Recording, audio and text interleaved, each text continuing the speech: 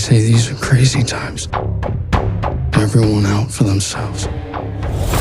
Then one day I got a chance to sell my soul, and I took it.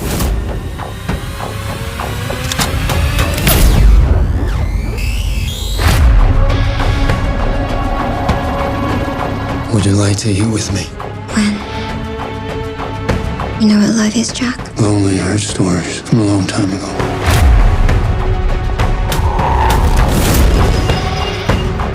You recently had any new type of experience? Like what? What about the girl? Why are they following me? The corporation won't stop until it has you. Your only chance is to stop seeing the girl. What if I can't stay away from her? Then you will die. There isn't much time. You're deteriorating quickly. These people are very dangerous, and you should walk away.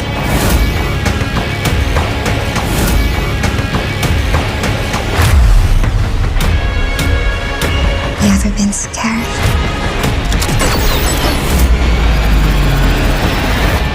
I am of you.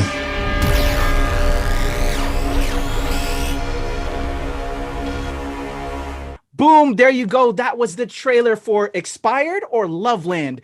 I don't know. We're going to talk about that because I want to know why the name changed. And as you see on the screen, the writer, director, Ivan Sen, thank you so much for your time today. Hey, thanks for having me, man. Definitely. Really appreciate you coming through. So first off, I guess the monkey in the room, that, as I kind of said, it was Loveland, but then I guess when it got this US release, it changed to Expired. Why the name change? Look, you know, it's kind of, it can be common practice for when a film goes to a different territory, say, you know, Europe or South America or whatever, you know, there can be a name change involved depending on who's releasing the film where. And so I guess, you know, this North American release went with Expired because it's it's kind of appeals to people, I guess. Okay, so did you have some say in that? Because I really like Loveland. I preferred it. Yeah, look, I like Loveland as well, and it's been Loveland for many years now as well. So, but you know, it's something you don't really have that much control of, really. It's, I mean, who knows what the name is in Brazil? You know what I mean? I feel you. Anyway, but so I was just curious about that. But thank you again. I enjoyed this film. I had the opportunity to watch it about 2 hours ago before I got to another junket that I had. But I love the film, love the imagery, really well shot. Bravo. Shout out to your DP, the whole cast and crew. Take me back to the beginning. Well, where did this initial germ of an idea come from to tell this story? Well, it's been like a bit of a part-time journey because it was over 10 years ago, my first trip to Hong Kong. I got off the plane there and I was just blown away by the place. You know, I'd seen a lot of Bruce Lee movies and always felt attracted to going to the place. And then I thought, I might make it like a martial arts film or something here. But that slowly evolved into this romantic sci-fi over a few years. And while I was making other films, and so. But you know, you make a sci-fi and you think, well, how am I going to pay for that? You know, it's like they're always expensive, you know. And so, okay, so I had to work out a way how I was going to do it on a lower budget, and but make it feel grand, make it feel big, and so that was kind of more of the challenge. It's how to maintain this beast without the normal kind of budget that you get attached to it. I feel that. And I would say you did it beautifully by getting a great cast and crew. So in regards to that, so you create this concept in order to make it grand, because I'm a filmmaker myself. I know how difficult it can be to make a film, and how money is, that's the biggest thing I think we all know as filmmakers, the money. But so you compensate that by getting an immaculate cast and a crew, and know how to shoot it visually. And you shot all over, in I think it was Australia and in various locales. So beautiful, which I think helped give it this amazing world that we could inhabit and believe in.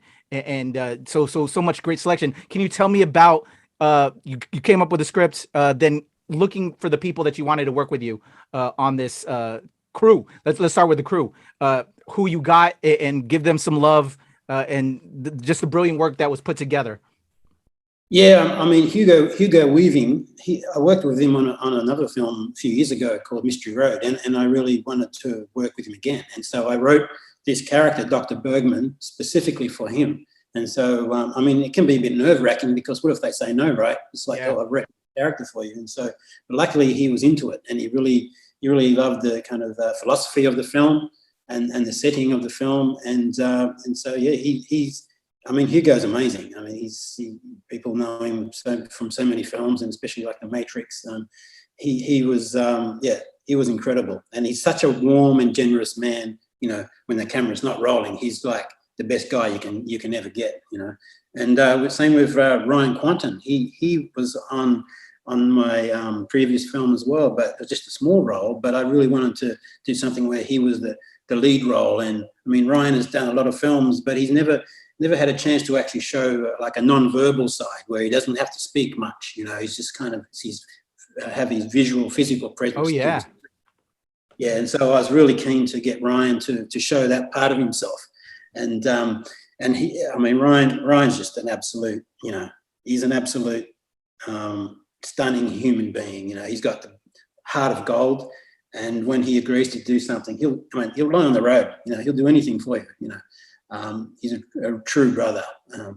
And then we've got Gillian Ewan, who is an Australian Vietnamese actress who's quite new and fresh, and but she's showed a hell of a lot of ability. And I just thought, yeah, man, this girl, she's got something, and she has a great understanding of the character of April, who's this migrant worker that comes from a Vietnamese background and traveled to this future city to try and survive in this future world, but having to let go of her emotions and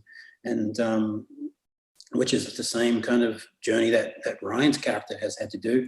And so, the three characters kind of just connected. You know, they were all into the story, and they were all 100% supportive of each other and the film.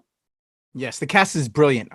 Shout out to Ryan, Jillian, and Hugo, and the rest of the entire amazing cast that you had up on the screen. It was beautiful, and I'm looking forward to speaking with Jillian. So stay tuned to my other interview, y'all, that I'll have with Jillian soon on the NRW. Your crew as well. I can't thank my crew for making me look good when I do projects. Can you also talk about like your DP and some of the amazing crew that helped create some of these shots? Well, I shoot my films myself. I'm the DP. Okay. And the editor and I mean that's kind of the way it is because of the development that I put into this film. I took a lot of photographs when I was writing this film, and so I knew what this film was going to look like from the very beginning. And so over the years I just built up a kind of a visual kind of theme. And when I came to doing the actual shoot of the film, I had already very strong concept of which had been built over the years. And as a writer, so I write everything I do, and because I'm a DP, I visualize as I write the story. Wow, many hats. So, you know, I mean, the neon lights and the alleyways and all this stuff, you know, the lighting, it's the flashing drones and all of this stuff is written in the screenplay. And I'm visualizing that as a DP as well as the director. Yeah. At the same time. So when you see the final film, it kind of has this cohesion, hopefully has this cohesion where you feel it's kind of a whole, you know. Did you color correct it too? Like all these hats, were you doing that in the editing as well? Yeah, visual effects side of things, I was controlling that as well. Yeah. Oh my gosh, man. I don't know how you do it. That's amazing. Well, I can't give you enough kudos now, even more to just all the hats that you had to maintain while putting this amazing film together. So then I have to ask you then with you get ready to roll camera, you got your script, you got your actors trained up, they're ready to hit their marks, hit their lines, you're on set. Was there any particular scene that you anticipated the most that was just like the shot that you really wanted to get right, that really sealed the deal kind of in a way for the film for you? Geez, it's hard to say. Look, I think the thing that the important thing is to treat every shot like that. I feel that. I feel that. Because then all of a sudden you've got 100% of all your shots singing, you know, burning like they should burn. And I think if you treat every shot like that, then you add them all up, and then it just you lift the level of what you're doing. And instead of worrying about just one shot, all of it's got to be up there. I feel that. Well, You know what? A true filmmaker right there. Well, is there a particular scene when you're showing this to others, or, you know, other collaborators, film friends, other filmmakers that you kind of, you know, point out to them when you're introducing them to Loveland / Expired? Oh, look, the problem is nobody's seen the film. I mean, that I know. Okay. So you're pretty privileged over there. Yeah. So, I mean, we're releasing here the day before you are in the States, and so yeah. I mean, the only people who I know in Australia have seen the film is look, in a cinema, it's been basically no one. Oh man. Well, I cannot wait for the world to see this, Ivan. This is so great. So now we're getting it out there. We're spreading the word. What would you want to tell my audience? You know, I showed the trailer. Any additional commentary outside of what I just showed them?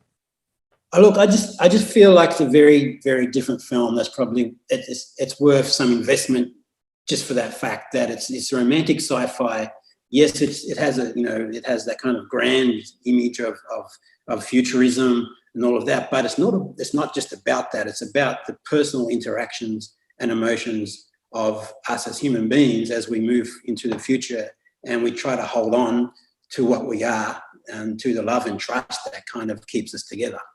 I would definitely agree with that. You took me on an emotional journey, and shout out to, again, Ryan and Jillian's. Their relationship on screen was magnetic, and you could feel the pain. And, you know, I've been through a lot. I've cried a lot. I'm an older guy now, so it's very easy to me to cry. And you pulled a couple tears out of me, Ivan. I'll tell you that right now. When was that? So with it now releasing, and thank you again for giving me some of your time.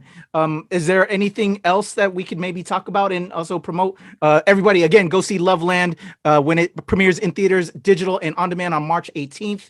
But is there anything else we could look forward to, and also maybe reach out to you and follow you online to let everybody know? Oh yeah, look, I've always got some extra bits on my Instagram, and I think it's Ivan Sen 6 on Instagram, and yeah, there's all kinds of things there that you probably won't see anywhere else. Excellent. Well, Ivan, this was truly a pleasure. Thank you for taking the time, and I can't wait for the rest of the world to see this and enjoy this with me. And yeah, this was a lot of fun. Great. Thanks for having me. Ivan Sen, it's your boy Kuya P. Y'all, make sure you check out Loveland, aka Expired, here in the US when it premieres in select theaters and on digital and on demand on March 18th. I am Kuya P. This is the NRW, where nerds rule the world. We're out of here.